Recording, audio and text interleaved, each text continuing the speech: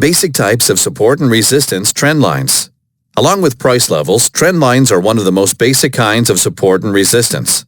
Types of trend lines. We'll look at the 4 basic types. 1. Simple single up or down trend lines. 2. Channels, which are comprised of 2 parallel simple trend lines that capture most of the rising, falling, or flat price range for a given period. 3. Moving averages, MAs. 4. Bollinger Bands, BBs, a variation on MAs. While these vary in complexity and appearance, the goal of all of them is to provide a clearer picture of the trend than we would see from just looking at the sequence of individual candles. 1. Single uptrend or downtrend lines. Figure 4.6 provides examples of up and down trend lines in red, flat trend lines in blue. Note the following points. Plotting an uptrend line. An uptrend is a series of higher lows and higher highs, as we see from May 2nd to the 22nd.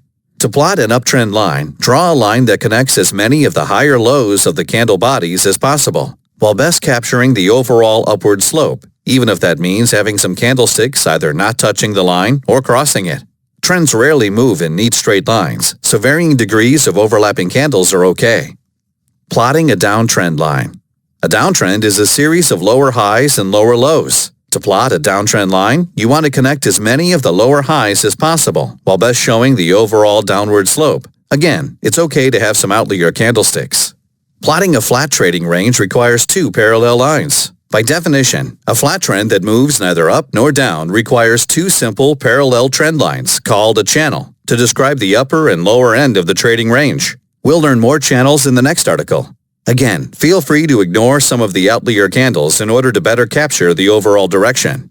Trend lines aren't meant to be exact support and resistance points. As with any other kind of support and resistance, trend lines should be viewed as bands or areas of support and resistance rather than precise points. And candlesticks rarely line up in a straight rising, falling, or flat line. Thus, you can have a few outlier candlesticks or wicks above or below your uptrend line. The goal is to best capture the overall slope of the line. Again, variations in speed and direction within the overall trend are expected.